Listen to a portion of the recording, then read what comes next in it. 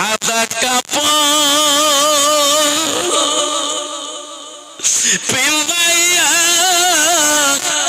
মুর্দার খাতে শোয়াইয়া কবরতে করিবি রে দাফন পাগল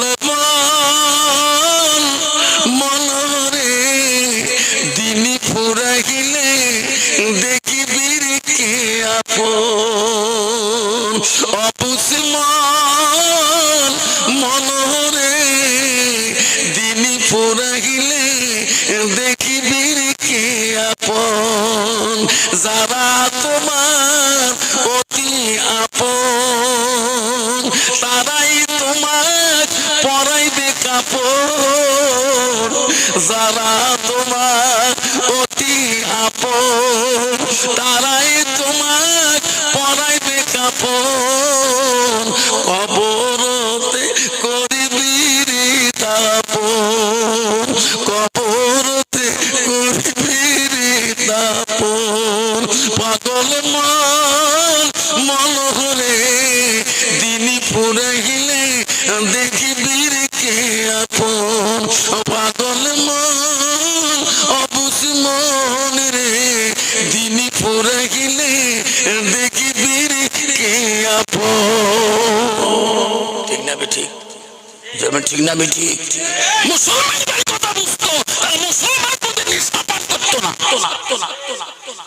মুসলমান মদ খাইতো না মুসলমান গান্দা খাইতো না মুসলমান সুদ খাইতো না মুসলমান তাস খেলাইতো না মুসলমান ট্যাবলেট খাইতো না মুসলমান যদি গাঁত না খায় মুসলমান যদি মদ না খায় মুসলমান যদি ট্যাবলেট না খায় মুসলমান যদি সুদের ব্যবসা না করে মুসলমান যদি তাস না খেলায় মানে ভারতবর্ষের জমিনে এই সমস্ত কোম্পানি সরকারের কাছে ব্যান হয়ে বন্ধ হয়ে যাবে যেরকম ঠিক না ঠিক আব্বারা মুসলমান এক গ্লাস খেলে পাগলা কুত্তার মতন হয়ে যায় যখন ঠিক না বাবা খেয়া ফেলেছি বাবা কি খান খাচ্ছে আব্বার আমার শোনার শুনে রাখো বাবা মুসলমানের খাতায় নাম লিখেছি মুমিনের নাম লিখেছি কি সুন্দর নাম আমি মুমিন আমি মুসলমান আল্লাহ বলেন মুসলিমিন ওয়াল মুসলিমাত ওয়াল মুমিনিন ওয়াল মুমিনাত সুবহানাল্লাহ বন্ধুগণ আমার শোনার কলেমা পড়লে মুসলমান হইলাম কিন্তু বাবা ও শোনা মুসলমানই তো রাখতে পারলাম না মুসলমানই তো রাখতে পারলাম না তোমাদের রৌমারিতে রূপহীতে নাই বাবা তোমাদের নগাঁও জেলায় নাই বাবা আমাদের ধুবড়ি জেলাতে আসলে বাপ সন্ধ্যা হলে পাগলা করতে হয় না আমাকে হুজুর দোয়া করেন কে আল্লাহ দিলে 5টা বেটা কি 5টা বেটা কলে হ্যাঁ হুজুর 4টে মানুষ করলাম একটা মানুষ করতে পারলাম না কেমন করি কয় বড়টা ডাক্তার আর ছোটটা ইঞ্জিনিয়ার 3 নম্বরটা প্রফেসর আর 4 নম্বরটা পুলিশ আইপিএস আর 5 নম্বরটা হুজুর প্রাইমারি স্কুলে 4 বার ফেল করছে তা এই বের নিয়ে যা পূর্ব রৌমারি মাদ্রাসা মুক্তি সাহেবের হাতত দিয়েছেন কিছু মুন্সি মানসা হ্যাঁ খাও এরকম ঠিক না ঠিক যেটা ব্রেন কিছু নাই একদম পচা আলু ওটি নিয়ে যা মাদ্রাসায় দেয় আর যেটা স্পেশাল দিনে 3টে প্রাইভেট দিনে 4টে প্রাইভেট ওঠে বানায় এরকম ঠিক না ঠিক আপনারা যদি ধৈর্য নিলে একটু সবুর করেন আমি 1টা ঘন্টা আপনাদেরকে যুক্তি দিয়ে আপনাকে হাদিস কোরআনের মাধ্যমে বুঝাবো ইনশাআল্লাহ থাকবেন তো ইনশাআল্লাহ কে কে থাকবো হাত তুলে দেখাই তাকবীর লাগাই যায় তাকবীর শোনা চাল্লাহ আবারে ও শোনা চাল্লাহ শুনে রাখো আল্লাহ রাসূল কি বললেন লা ইউমিনুনা আহাদুকুম মাগাতা কুনা কাবাইলাইহি মিন বাহালিদিক ওয়াল্লাতিহি ওয়ান নাস আজমাইন আমার নবী বলেন ওই মানুষ যতক্ষণ পর্যন্ত পূর্ণাঙ্গ মুমিন হইতে পারে না মুসলমান হইতে পারে না যতক্ষণ পর্যন্ত নিজের ছেলে সন্তান পিতা মাতা অন্য মানুষের থেকে থাকবে না। আব্বা আজকে তোমরা এই মাদ্রাসার জমিনে এসেছে, আজকে এই মাদ্রাসার বাবা এই নবীর বাড়ি মোহাব্বত এসেছেন বাবা, এটা নবীর বাড়ি ও সোনা নবীর বাড়ির মোহাব্বত আমাদের অন্তর থাকি যাতে কারো যায় না। ও আব্বা মায়াকে বন্ধু, পৃথিবীতে আমার বিশ্ব নবীর দুশ্মনী করেছিলেন, আবু জেহেল দুশ্মনী করেছিলেন, আবু লাহাব দুশ্মনী করেছেন, উতবা সাহেবরা দুশ্মনী করেছে।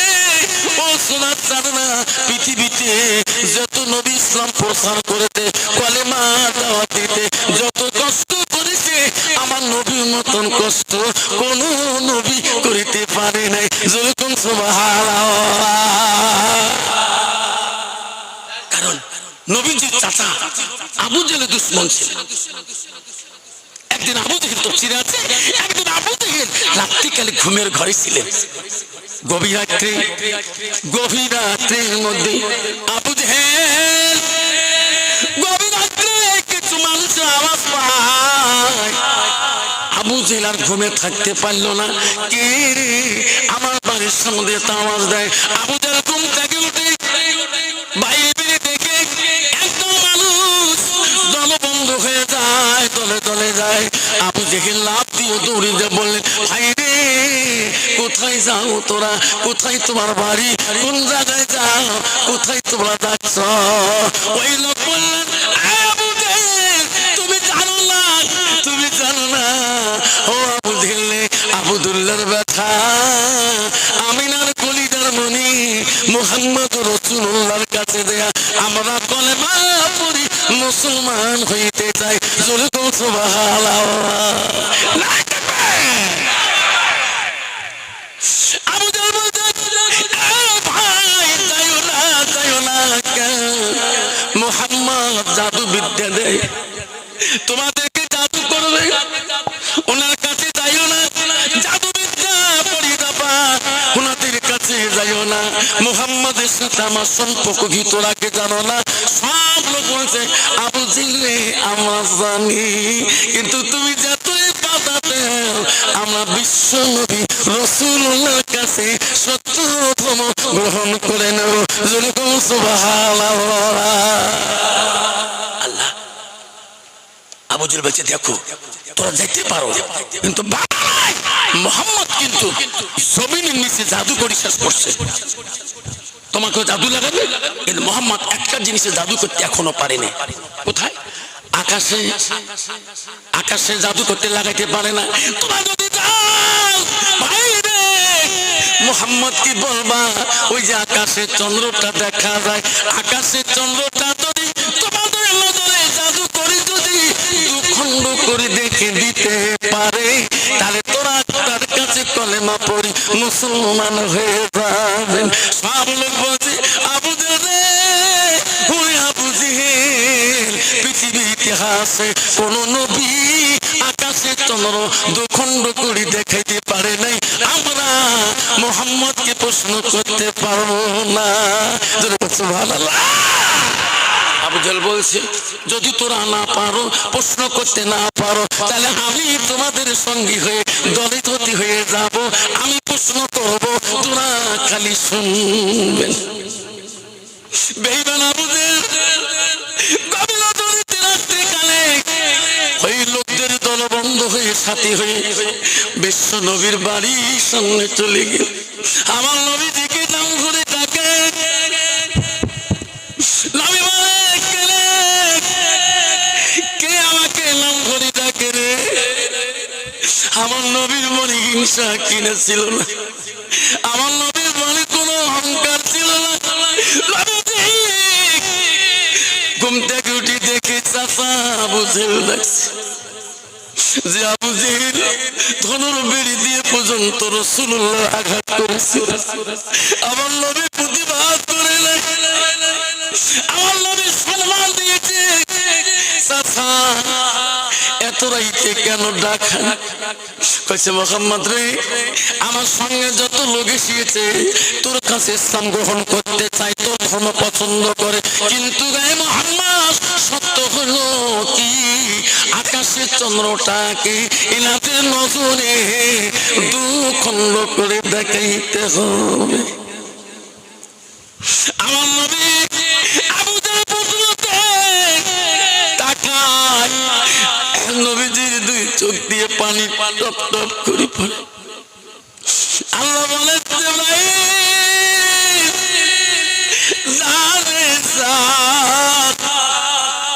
আমার নবী মুহাম্মদ রাসূলুল্লাহর পানি চোখের পানি আমি আল্লাহ সহ্য করতে পারি না। যে ভাই আমার নবী জবান দিয়ে যা বলবে আমি আল্লাহ তাই করিয়া দেব। সুবহানাল্লাহ। জিবরাইল আসলেন, আসসালামু আলাইকুম ইয়া রাসূলুল্লাহ। লাব্বাইক। আমি হাজি। বলেন গো নবী কাঁদলেন কেন? কি হয়েছে তোমার? নবী বলেন আপনার কান্না লাগবে না। আবু জেহেল যে প্রশ্ন করেছে আপনি জবান দিয়ে যা বলবেন আল্লাহ তাই করে দেবে। আমার নবী বললেন চাচা চলো পর্বতের গুহার দিকে চলো। আমার নবী ওই দলবন্ধ লোকগুলোকে নিয়ে আবু জেহেলকে সঙ্গে করে নিয়ে পর্বতের গুহার দিকে নবীজি পৌঁছে গেলেন। ওই নবী আমার সোনার চান নবী আমার রহমতের নবী আমার, যে নবী আমার জীবনে গুনাহ করে নাই, যে নবী উম্মতের জন্য এত কষ্ট করেছে, যে নবী উম্মতের জন্য তাই এত পাথর বাড়ি খেয়েছে, সেই নবী নিয়ে গেলে পিঠের লোকগুলাকে সঙ্গে করি বেঈমান আবু জেহেলের সাথে। আমার নবী আকাশের দিকে তাকায়া একবার শাহাদাত আঙ্গুলটা ঘুরাইলেন, আল্লাহ সঙ্গে সঙ্গে আকাশের চন্দ্রটাকে দুখণ্ড করে দিলেন। সব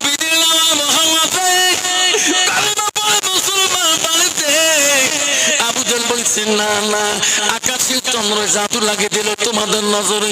তোমরা যদি মুসলমান হতে চাও মুহাম্মদ আকাশের চন্দ্রকে খণ্ড করে দিল। উনি যদি আমার চন্দ্রটাকে আগের মতন যদি চূড়া লাগিয়ে দিতে পারে, একত্র করে দিতে পারে, তাহলে তোরা মুসলমান হবে। আমার নবী রহমাতুল লিল আলামিন আমার শাহাদাত আঙ্গুলটা একবার যখন ঘুরাইলেন, ওই দুখণ্ড চন্দ্রটা আল্লাহকে নতুন বানিয়ে দিলেন। যেরকম সুবহানাল্লাহ। আব্বা আবু জেহেল বলছে মুহাম্মদ তুমি চন্দ্রকে জাদু করো, সবাই দিন নিতে পারে, ইসলাম গ্রহণ করতে পারে, আমি পছন্দ করি না। সব দিনরা নবী কাছে কলেমা পড়ল লা ইলাহা ইল্লাল্লাহু মুহাম্মাদুর রাসূলুল্লাহ। সবাই পড়ো সাল্লাল্লাহু আলাইহি সাল্লাম। আব্বা আমার শোনাচ্ছেনরা, আমার মালিকরা বিশ্বনবী রাসূলুল্লাহ জীবনে যত কষ্ট করেছিলেন, আজকে সেই নবীর বাড়িতে মাদ্রাসাতুল বাইতি, মাদ্রাসা হলো নবীর বাড়ি, নবীর মুহাব্বতের বাড়ি, প্রেমের বাড়ি। এই নবীর বাড়িতে এত প্রেম ভালোবাসাতে দেখতে পারি। আমার রাসূল বলছে, আজকে আমি বলতে চাই আমার পর্দানিশী মারা আড়ালে বাড়িতে বাড়িতে আছে, মারা আসছেন আফসার হতে বক্সিহাট থেকে এসেছেন, ধুবড়ী জেলা থেকে এসেছেন। মা বোনেরা শুনে রাখো, আম্মারা শুনে রাখো, তুমি সত্যি যদি নবীকে ভালোবাসো মা, আল্লাহ নবী বলে আল মারআতু ইযা সাল্লাত খামসাহা, আমার নবী বলে কোন মেয়ে যদি দুনিয়ার বুকে 5 ওয়াক্ত নামাজ পড়ে ওয়াসামাস শাহরুহা, ওই মেয়েটা যদি রমজান মাসে রোজা করে ওয়াসানাত ফারজাহা, ওই মেয়েটা যদি পর্দায় বসিদায় থাকে, নবী বলে ওয়াতাত বালাগা, ওই মেয়েটা যদি স্বামীর খিদমত করে, স্বামীকে ভালোবাসে, স্বামীকে দেখে, স্বামীকে ভালোবাসা দেখায়, আমার রাসূল বলে ফাকাদ কুল মানায় আবু আবিল জান্নাতি সাত, নবী বলে ওই নারীদের জন্য আল্লাহ 8টা জান্নাতের দরজা খোলা রাখবে। যেরকম সুবহানাল্লাহ। কিন্তু বাবা বর্তমান একটা বেমার তোমাদের নগাঁও জেলার উপহিত আছে কিনা, বর্তমান একটা সমাজে বেমার আছে, স্বামী স্ত্রীর গভীর ভালোবাসা নাই। তোমার জায়গা তো আছে। এক বেচারা খুব বেমার হয়েছিল, বোম্বাই গেছিল, বোম্বাই ডাক্তার পায় নাই, হায়দ্রাবাদ গেছিল পায় নাই, লাস্টে গোয়ালপাড়া গেছিল, দারুস সালাম বড় হাসপাতালে পায় নাই, বাড়ি হলো তোমাদের নগাঁও জেলাতে। লাস্টে শুনছো নগাঁও জেলাতে ভালো ডাক্তার বসছে, ওনার কাছেই যাই। লাস্টের সিরিয়াল নম্বর 1 নিল, যা বললো ডাক্তার সাহেব আমি তো 4 জায়গায় ফিরে এসলাম, হায়দ্রাবাদ, বাঙ্গালোর, ধুপড়ি, গোয়ালপাড়া, আপনি আমাকে লেখার ভালো ডাক্তার, আমার একটা বিশাল রোগ। ওই বেটা রোগটা কি বলো না? ওই স্যার বিয়ে করবে 6 মাস হয়ে গেল, স্বামী স্ত্রী গভীর ভালোবাসা নাই। ডাক্তার কলম কামড়ে কয়ে এই লোক তো মোড়ও আছে, বিয়ে করবে 6 মাস হল। আমি কই ডাক্তারই, আমার বউ কই চোখের ডাক্তার, উগের মতো উন চলে মোর মতো মন চলো, মোর সাথে তো মিল নাই। ও ডাক্তারের কাছে মেডিসিন আছে? বর্তমানে একটা বেমান আছে, স্বামী স্ত্রী তার গভীর ভালোবাসা নাই। আল্লাহ নবী মুহাম্মদ রাসূলুল্লাহ সংসারের মতো গভীর ভালোবাসা ছিল, যে ভালোবাসার মধ্যে আল্লাহ রাসূল প্রথম ভালোবাসা দিয়েছিলেন হযরতে খাদিজাতুল কুবরা। দূরে থেকে শুনতেছেন না, নবীজির প্রথম স্ত্রী ছিল হযরতে মা খাদিজাতুল কুবরা। মালিক নবীজির দ্বিতীয় স্ত্রী ছিল হযরতে মা সাউদা রাদিয়াল্লাহু তাআলা। মা নবীজির তৃতীয় বিবি ছিল হযরতে মা আয়েশা সিদ্দিকা আম্মা জান। নবীজির চতুর্থ বিবি ছিল হযরতে জয়নব। নবীজির পঞ্চম বিবি ছিল হযরতে হাফসা রাদিয়াল্লাহু তাআলা। নবীজির 6 নম্বর বিবি ছিল হযরতে উম্মে সালমা। নবীজির 7 নম্বর বিবি ছিল হযরতে উম্মে হাবিবা। নবীজির 8 নম্বর বিবি ছিল হযরতে মাইমুনা। নবীজির 9 নম্বর বিবি ছিল হযরতে সুফিয়া। নবীজির 10 নম্বর বিবি ছিল হযরতে রায়হানা। নবীজির 11 নম্বর বিবি ছিল হযরতে মারিয়া। নবীজির জীবনে চলে গেছে, কোন বিবি দ্বারাই আমার সোনার নবীজি জীবনে কষ্ট পায় না। যেরকম সুবহানাল্লাহ, যেরকম সুবহানাল্লাহ। বাবা কথা লুকিয়ে রাখবেন না, বর্তমান যুগের নারীর দ্বারাই স্বামীরা সমাজে কষ্ট বাড়িতে পায় না, না পায়? যেরকম পায় না পায়। কত নারী আছে স্বামীকে এদি মারে এদি ঠিকে আছে না নাই, কিন্তু স্বামী তো কভার পায় না, রূপহী বাজাচ্ছে। এদি কোনো বন্ধু জিজ্ঞাসা করে ভাই রে তোর এদি ফুলি গেছে কেরা, কভার তো পায় না, বউ কি লেছে। ঠিক না ঠিক? বাবা শোনার জন্য আপনারা শুনে রাখেন। ও বলছে ও মাস্টার মোল্লা সাহেব আমি 5টা বেটার মধ্যে 4টে মানুষ করলাম আর একটা মানুষ করতে পারলাম না। লাস্টে কইছে এই রৌমারি মাদ্রাসাতে এই পাগলাটাকে তোমার মাদ্রাসায় শিখিয়ে দিলাম, ইনি তো জীবনে কিছু করি খাওয়া লাগবে। যেরকম ঠিক না ঠিক? ইও তো মুন্সি মাংস খাবে তো। মোল্লা সাহেব তোমার মুন্সি মাংস হয় তো কইছে দেখো ব্যাপারী সাহেব, হ্যাঁ আমার এখানে মুন্সি মাংস হয় হয় পড়ার পাই। তা কইছে যতদিন আমি কোরআন পড়া জানবে না অতদিন তার জন্য কোনো সিয়ার ছুটি হবে না। আপনার এখানে মুন্সি মাংস হবে, কারণ 4টে বেটা মানুষ হচ্ছে আর এটা মানুষ করতে পারলাম না। প্রাইমারিতে 3 বার ফেল করছে, এলপি স্কুলতে ব্রেন্ডত কিছু নাই। এলা হুজুর করে বাবা শোন আব্দুর রহমান তোর আব্বা তো এখানে থুয়ে গেল, তোকে পুরো মুন্সি মাংসা বানাইতে হবে। আব্দুর রহমান ঠোঁটলা আলিফ কোচে আলিশ কয়, বা কোচে বালিশ কয়। হুজুর করে এটা তো সত্যি ঠোঁটলা রে, ব্রেন্ডে যেটা কিছুই নাই ওটি মাদ্রাসা দেয়। হুজুর আল্লাহ কোরআনের হাফিজ বানায়া দেয়। সুবহানাল্লাহ। আব্দুর রহমান কান্দে যেদিন প্রথম কোরআন হাতে নিয়ে বলে আল্লাহ আমার বাবার কাছে ঘৃণা পাত্র হয়ে গেছে। ওগো বাবা আজকে আমার বাবা আমাকে মাদ্রাসায় থুয়ে গেল। আল্লাহ আল্লাহ তোর কোরআনটা আমাকে তাড়াতাড়ি হাফিজ বানিয়ে দাও। প্রতিদিন কান্দে, প্রতিদিন পড়া দেয়।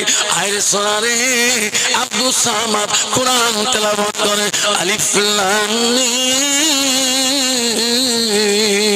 চোখে পানি সারে দুই পানি গড় গড় করে পড়ে আর বলে আল্লাহ আমার বাবা আমাকে দেখতে পারে না, আল্লাহ আমার বাবা আমি ও আল্লাহ আমাকে ভালো পায় না, আল্লাহ তুমি তাড়াতাড়ি আমাকে কোরআনের হাফিজ বানায়া দাও। 1 বছর চলে গেল, বছর কায় আসে গেল, ঘরে রমজানে বন্ধ হয়ে যাবে, সব বাচ্চারা বেডিং পত্র বান্ধি বাড়ি মুখে যাবে, আব্দুর রহমানও বাড়ি যাবে। উস্তাদ বলতে না না কেন রমজানে তো ছুটি হবে না, কেন আমার সব উস্তাদ এলাকায় তারাবি পড়াবো, তুমি একাই মাদ্রাসায় থাকবা, আমরা একটা মাস সবাই তোকে দেখে দেবো রে। তোর আব্বা বলি দিছে যতদিন এই কোরআন নিজে পড়তে পারবে না অতদিন মাদ্রাসা থেকে ছুটি দিবেন না। ছুটি হবে না রে বাবা, 1 মাস থাকতে হবে। 1 মাস থাকিল, 1 পারা মুখস্থ হলো, 2 পারা মুখস্থ হলো, বছর যায় ছুটি দেয় না। একদিন উস্তাদের কাছে বলে উস্তাদ জি গো আমার মাটা দেখার জন্য মন চায়, আমার আব্বাটা দেখার জন্য মন চায়। উস্তাদ বলতে ব্যাপারে তোর বাবার কাছে আমরা প্রতিশ্রুতি নিয়েছি যতদিন তুমি কোরআনের হাফেজ হবা না অতদিন এই মাদ্রাসা থেকে তোমাকে একটা দিনও ছুটি দেওয়া হবে না। 1 পারা 2 পারা 15 পারা যেদিন চলে যায়, একটা দিন ব্যাপারী মাদ্রাসা দেখতে চায় না। বাচ্চারা কি খালো কি বললো, 4টা বেটার গুণগান করে, আল্লাহ সহ্য করতে পারে না। আল্লাহ বলে আজরাইল অহংকার যায় না, যা তারে আজরাইল সবে সাদিকের কানে ওই ব্যাপারীর জানটা কাবাজ করে নিয়ে আয়। আজরাইল মালিকুল মউত সবে সাদিকের আগে জানটা কাবাজ করে নিয়ে গেল। ব্যাপারী স্ত্রী চিৎকুর হাওয়া মাও করে কান্দে, কি হলো মানুষের, আমার স্বামীর কি হলো গো?